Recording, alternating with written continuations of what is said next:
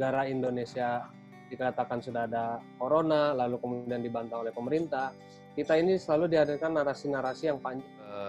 Jujur harus kita akui ada kegagapan pada sisi pemerintah dalam penanganan ini. Ada inkonsistensi dan kesan itu sangat dalam dirasakan oleh publik dalam beberapa kebijakan. Misalnya ketika awal-awal itu menyangkal bahwa COVID tidak ada di Indonesia. Lalu kemudian ternyata COVID ada di Indonesia. Memang masa depan pasca corona ini adalah ke lokal. Jadi lokal is the new cool. Ya, lokal atau community is the new cool. Komunitas itu adalah cool, kekerenan yang baru.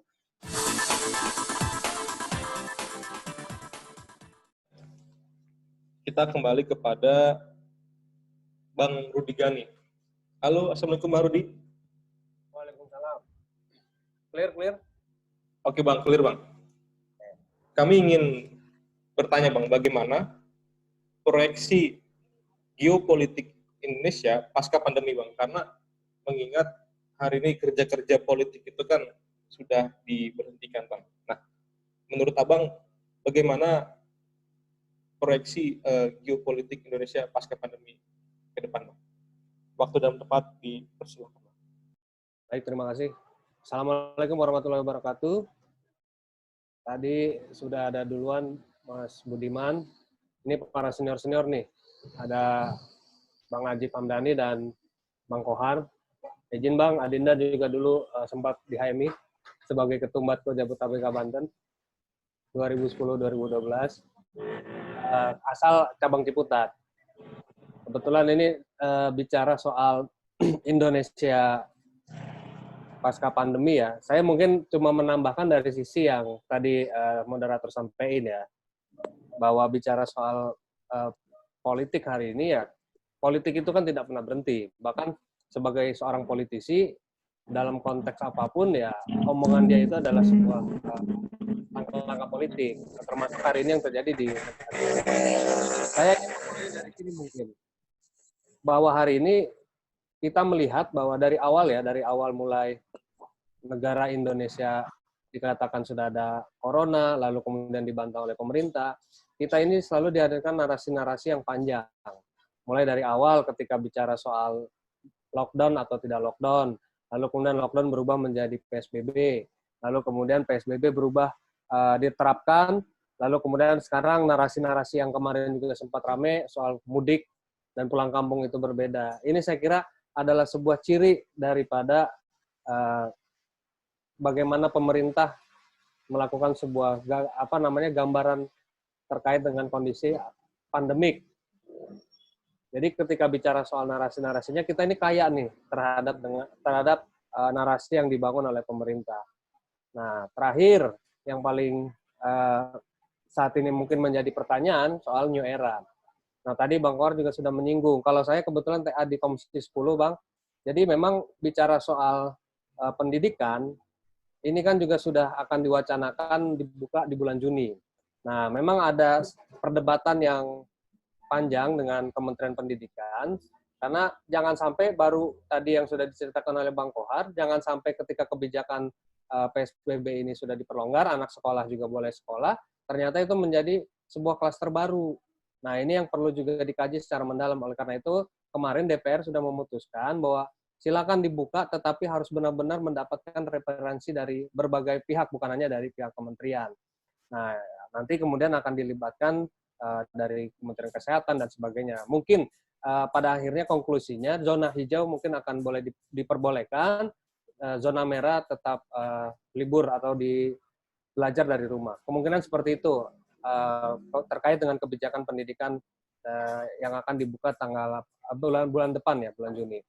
Nah, itu yang terkait dengan bicara soal politik ya. Nah, saya juga ingin melihat dari sisi diskusi yang penting juga. Sebenarnya dengan adanya pandemik ini, kita banyak sebenarnya peluang-peluang yang bisa, negara ini banyak hal peluang yang bisa kita tawarkan sebenarnya. Baik dari sisi, contoh misalnya tadi disinggung sama moderator soal politik. Saya kira ada sebuah terobosan politik yang kita juga harus lakukan. Contoh, bahwa hari ini kita rapat-rapat semuanya sudah melalui virtual. Nah, ke depan dalam sistem pemilihan, ini dalam teknisnya ya, saya kira kita juga harus percaya bahwa teknologi itu akan aman. Dengan cara apa? Dalam konteks pemilu, kita menggunakan sistem e-voting. Nah, ini saya kira yang belum dibicarakan panjang oleh teman-teman, baik itu di Komisi 2 maupun dari pihak KPU dan teman-teman praktisi pemilu ya.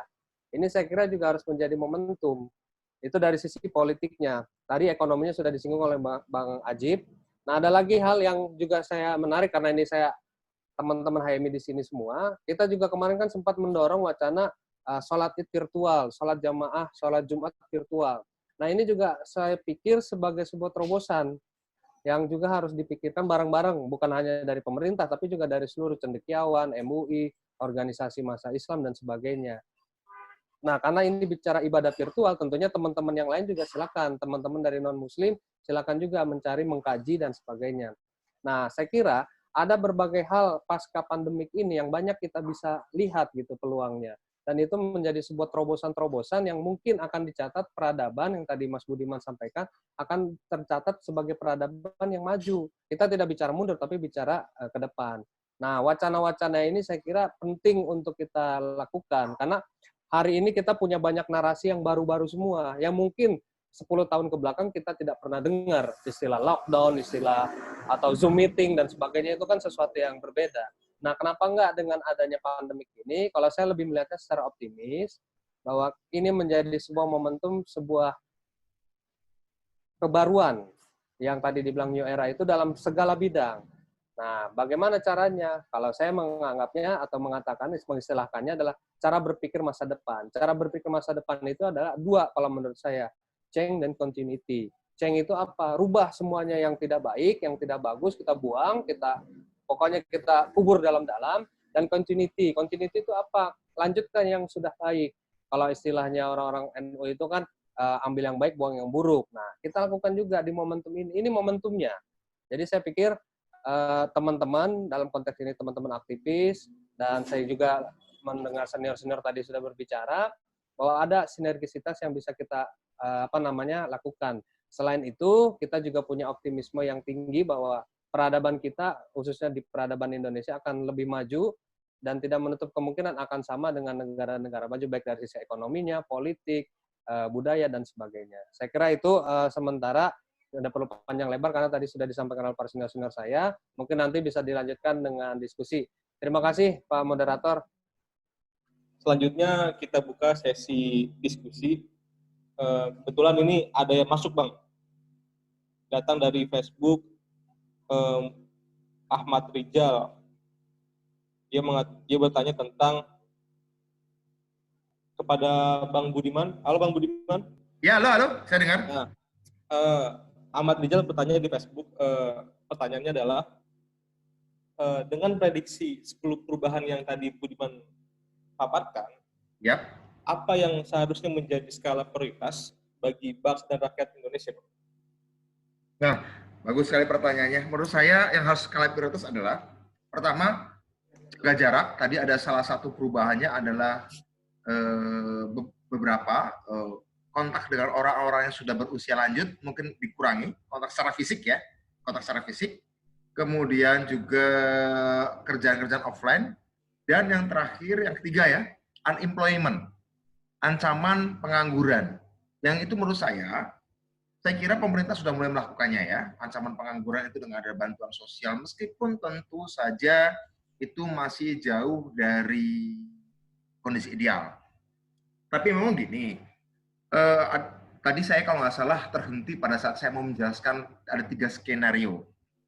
Iya, ya kalau nggak salah berhenti di situ ya. Jadi beberapa ekonom, politicians, sosiolog, ahli computer scientist, ahli permodelan, ahli psikologi, men-skenerkan ada 3 nih, Bang Kohar sama Bang Ajib nih, mungkin juga Budi bisa nanti kita minta masukannya. Skenernya kayak gini. Situasi hari ini menyebabkan sistem ekonomi pasar tidak baik berkembang, tidak bisa mampu merespon apa yang menjadi keresahan dan problem sosial, terutama kesehatan. Tadi udah kita tahu ya, Amerika juga mengalami hal yang sama, tadi Mas Kohar sudah menjelaskan panjang lebar juga di Amerika Serikat. Kemudian bahkan Mas Kohar bicara soal kemungkinan mereformasi ulang bahkan sampai tata ruang kota. Ini menarik.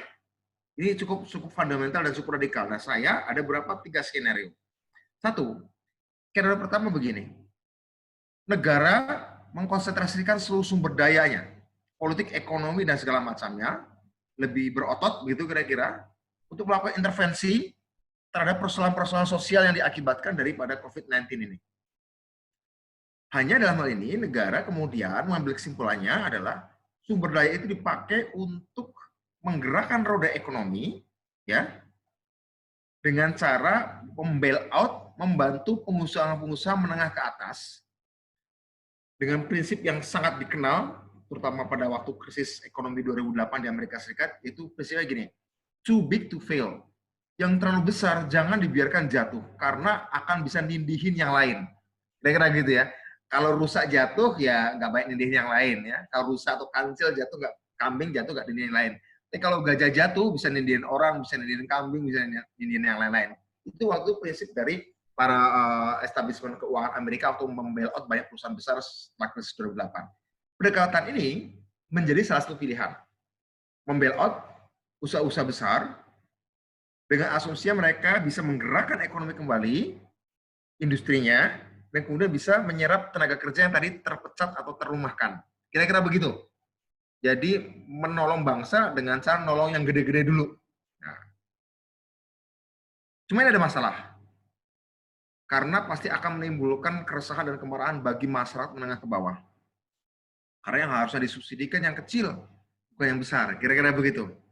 Ini akan menimbulkan dampak protes sosial bahwa negara sudah otoriter, pro bisnis, pro modal pula, dan mengabaikan rakyat kecil. Ini pasti akan menjadi problem. Itu skenario pertama. Skenario kedua adalah negara sama seperti skenario pertama, kurang demokratis, mengkonsentrasikan kekuasaan politiknya, karena mekanisme pasar sudah tidak bisa berjalan secara normal, ya. Dan kemudian sumber daya politik ekonominya dipakai untuk memberikan subsidi sosial kepada seluruh masyarakat, tapi ditargetkan terutama mereka yang menengah ke bawah, untuk menyediakan mungkin kebijakan universal basic income, mungkin pembangunan prasarana dan prasarana kesehatan, dan segala macamnya, dengan tujuan untuk pertama-tama menyelamatkan orang bangsa, terutama di lapisan bawah yang nggak punya akses pada kesehatan dan nggak punya akses pada uang, cash, untuk kemudian hidup kembali dari subsidi, ya, agar kemudian ekonomi tumbuh. Sama seperti yang pertama, ini juga tidak demokratis. Karena negara, skenario pertama, skenario kedua, negara cenderung otoriter. Skenario ketiga, nah, yang kalau kedua ini akan diprotes oleh kalangan kelas menengah ke atas nih. Sudah tidak demokratis pula, terus kita nggak dikasih ruang untuk mengembangkan bisnis. Karena sumber daya pakai untuk masyarakat ke bawah. Skenario ketiga adalah lebih demokratis, ekonomi lebih ramah pasar, tetapi negara mensubsidi aktor-aktor baru, pemain pasar, yaitu komunitas.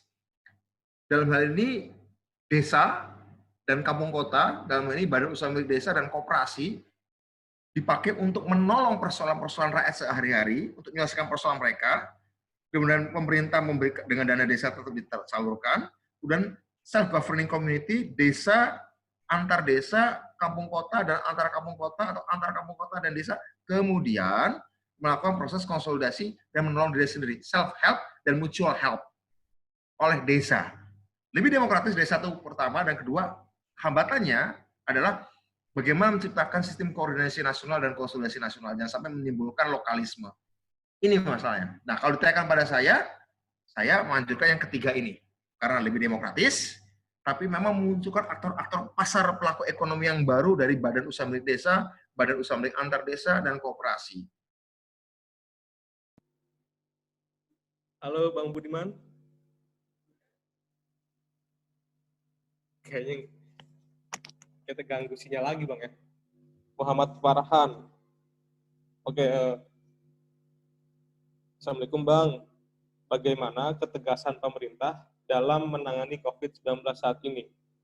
Dikarenakan publik sangat mengeluhkan adanya ego sektoral baik dari pemerintah pusat, pemerintah daerah, lembaga, dan kementerian.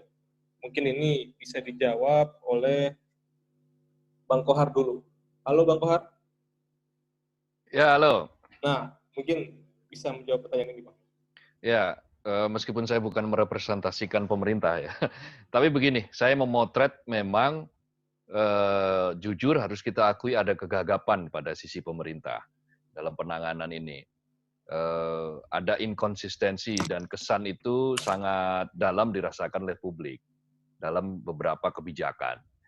Misalnya ketika awal-awal itu menyangkal bahwa COVID tidak ada di Indonesia. Lalu kemudian ternyata COVID ada di Indonesia. Baru kemudian begitu terbukti, maka penanganannya pada buru-buru cepat. Tetapi begini, kalau kita melihat dari beberapa survei itu menunjukkan bahwa penanganan COVID-19 itu sebetulnya Indonesia nggak buru-buru amat. Indonesia itu berada di ranking ke-78, 7 dan 8, bukan 78, bukan. 7 dan 8 dalam penanganan COVID-19 ini. Skornya memang nggak sempurna, nggak 50, 49.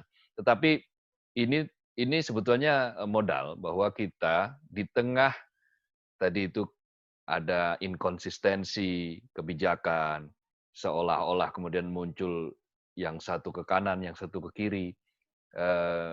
Tetapi bahwa dengan trust ya, dengan trust kepercayaan yang relatif masih besar bahwa pemerintah bisa menghandle ini COVID-19 ini, faktanya kita ternyata relatif bisa menahan laju supaya COVID ini bisa tidak semakin liar. Penanganannya juga lebih semakin bagus.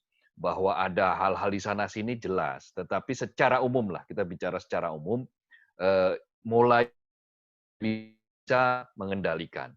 Hanya saja, salah satu yang terus-menerus muncul di dalam kita ini misalnya, ya kebiasaan konflik of interest gitu. Konflik of interest masih muncul di sana sini.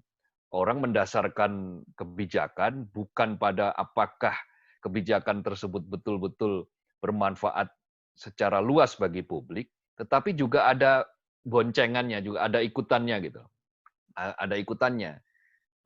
Ini nanti bermanfaat bagi sebagian publik, tetapi utamanya bermanfaat bagi saya.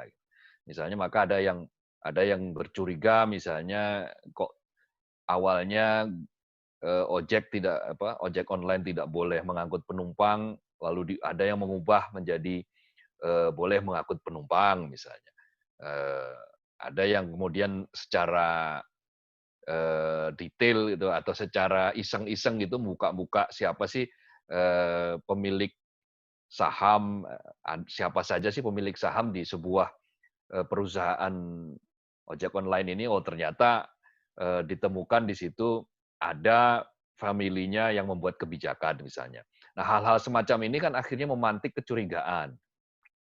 Meskipun belum tentu itu ada kaitannya, tetapi selalu saja itu akan menjadi perusak ya, perusak ketika sebetulnya kebijakan yang sudah baik itu dijalankan. Kartu prakerja saya kira tadi sempat disinggung juga susah untuk kita tidak mengatakan bahwa tidak ada konflik of interest di sana.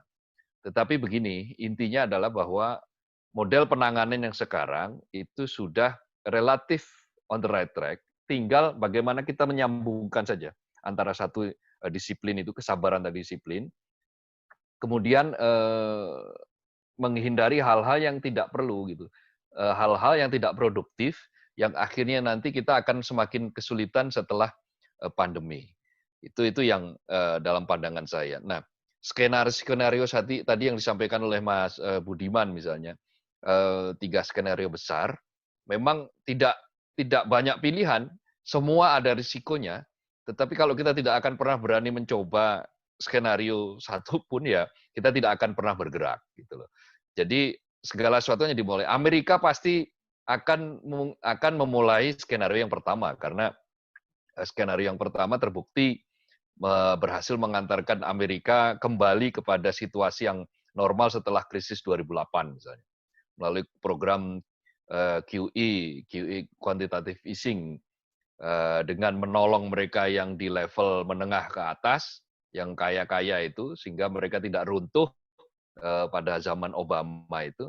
Nah, kayaknya ini juga mau apa namanya dilakukan oleh Donald Trump karena banyak sekali miliarder kaya yang salah satunya saya kutip tadi mengatakan bahwa ya kalau kita terus-menerus memelihara ekonomi dalam situasi tertutup seperti ini, maka dia akan lebih berbahaya daripada kematian orang-orang kan gitu. Artinya dia akan lebih banyak memangsa menimbulkan kematian orang-orang yang jauh lebih besar lagi. Nah, barangkali kedua, kita sekarang sebetulnya sedang membuat kombinasi kan. Bantuan sosial itu kan kalau kita refleksikan ke tadi skenario itu skenario kedua. Sementara kalau insentif fiskal itu kan skenario pertama. Nah, sayangnya kita belum memiliki desain besar tata ulang pasca pandemi nanti terhadap skenario yang ketiga. Nah, kenapa itu terjadi? Karena kita ini kan hidup dalam satu ekstrem ke ekstrem yang lain. Cak Nur itu kan mengatakan kita itu harusnya berada di ruang tengah gitu. Kita itu hobi sekali dalam pembelahan gitu. Kalau tidak kanan ya kiri gitu kan. Tapi ruang tengah kita tuh kita biarkan kosong. Padahal dengan ruang tengah yang kita bisa isi, itu kita akan menuju situasi yang akan jauh lebih kuat dan lebih baik. Nah, apa yang ditawarkan oleh Mas Budiman tadi dengan skenario ketiga itu sebetulnya skenario ruang tengah itu yang titik temu gitu kan. Kalau Pancasila itu kata Cak Nur kan kalimatun sawa itu kan. Titik temu antara beberapa ekstrim-ekstrim lah. Kalau kita bisa merumuskan secara cerdas titik temu ini, kekuatan komunitas itu luar biasa. Saya sangat setuju dengan apa yang disampaikan oleh Mas Budiman tadi, bahwa kita itu punya kekuatan komunitas yang luar biasa. Kalau komunitas ini digerakkan sebagai manusia-manusia baru, tidak hanya dalam menyusun desain sosial dan kebudayaan kita, tetapi juga desain ekonomi, maka ruang kita untuk lebih bisa bertahan dalam situasi apapun itu jauh lebih besar. Ya, itu akan lebih mudah kita. Satu, secara politik dia demokratis. Dua, secara ekonomi dia sudah langsung bisa menjangkau pemerataan. Jadi kita bisa akan memangkas kesenjangan ekonomi yang terjadi. Rasio kita yang masih sangat menganga itu akan bisa didekatkan gitu kan. Ya memang kalau shortcut jangka pendek mungkin ada yang bilang Pareto ya 20% pengusaha besar itu menguasai 80% aset ekonomi kita, ya sudah kita selamatkan saja yang 20% ya itu langkah jangka pendek mungkin, tapi itu sangat berisiko sangat besar dan itu akan menimbulkan kekacauan politik yang luar biasa dan tidak berkesudahan. Nah, dengan memilih risiko yang paling minimal tadi itu kita mencoba dengan memperbesar kue di tengah itu, ruang tengah tadi yang disebut Mas Budiman istilahnya sebagai berbasis komunitas, berbasis desa atau kota lokal itu akan jauh lebih baik. Saya kira itu yang bisa saya sampaikan. Oke, terima kasih. Mungkin Bang Budiman bisa menambahkan dulu, Bang. Ya, tadi saya keputus, sorry, ini handphone saya bermasalah. Ya, tadi sampai saya kira Mas Kohar udah bicara. Memang skenario tengah ini sebenarnya juga, Mas Kohar, saya perlu informasikan juga dianjurkan oleh seorang penulis terkenal Nicholas Taleb, ya dari penulis Black Swan, bahwa memang masa depan pasca corona ini adalah ke lokal. Jadi lokal is the new cool. Ya, lokal atau community is the new cool. Komunitas itu adalah cool, kekerenan yang baru. Nah, karena apa? Karena di lokal itulah kemungkinan dekat dengan sumber daya alam, dekat dengan konsentrasi manusia yang paling banyak, dan kemudian kita juga sudah punya skema pembiayaan pakai dana desa, juga sudah pakai skema pembiayaan untuk kelurahan kota itu dengan dana kelurahan. Jadi sebenarnya the money is already there. Uangnya itu sudah di sana. Jadi kita nggak akan ada lagi sesuatu yang sifatnya terlalu radikal mengubah. Tinggal uang yang disalurkan ke desa atau dana kelurahan di kampung kota itu tinggal secara cerdas direkayasa sedemikian rupa sehingga kemudian menimbulkan entrepreneurship atau tepatnya social entrepreneurship di level komunitas. Satu. Kedua, teknologi manufacturing kita, bukan kita ya, di dunia yang sudah ditemukan oleh manusia, juga sudah memungkinkan itu. Dengan adanya 3D printing, sebenarnya dimungkinkan komunitas-komunitas desa untuk bisa melakukan semacam gerakan kayak ala Gandhi, itu Swadeshi, memenuhi kebutuhan pokoknya sendiri dengan teknologi 3D printing, membuat meja sendiri, gelas sendiri, piring sendiri, bahkan ada teknologi membangun rumah 3D printing dan 24 jam sebenarnya. Cuma kita belum punya. Tapi artinya kalau ini digerakkan dengan uangnya sudah ada di sana ya, kita nggak ada persoalan uang ya, uangnya sudah ada di komunitas. Tinggal teknologi dimasukkan, dan kemudian ada bimbingan dari Kementerian UKM, Kementerian Investasi, ya, kemudian juga dari Kementerian UKM dan Koperasi sudah tadi investasi, Kementerian Industri, Kementerian Desa, Kementerian Pertanian, Kementerian Kominfo untuk mendorong munculnya e-commerce di level desa, di mana desa bukan menjadi objek e-commerce, tapi desa menjadi subjek e-commerce. Ini penting untuk menyempitkan koefisien Gini tadi, kesenjangan sosial. Nah, ini sebenarnya juga sudah banyak dibicarakan oleh para ekonom di IMF, ekonom di Bank Dunia, yang mainstream, lembaga-lembaga mainstream, World Economic Forum juga sudah banyak bicara, dari UNESCO juga sudah banyak bicara, Paus Fransiskus juga macam-macam, dan beberapa negara, bahwa memang harus masuk ke tengah. Menyelamatkan yang besar di atas akan menyakitkan yang menengah ke bawah. Menyelamatkan yang di bawah saja, kemudian yang tengah karena punya sumber daya banyak akan juga protes dan menganggap ini nggak demokratis. Memang akhirnya kita harus menyelamatkan yang tengah-tengah, dalam artian yang atas juga dapat tetap hidup mekanisme ekonomi pasar, tapi yang bawah juga terangkat sehingga akan memberikan sifat partisipatif dalam ekonomi pasar. Jadi kita akan melihat sebuah ekonomi yang participatory market economy, ekonomi pasar yang partisipatif. Pasar dengan seperti yang ada trading, ada perdagangan, segala macam.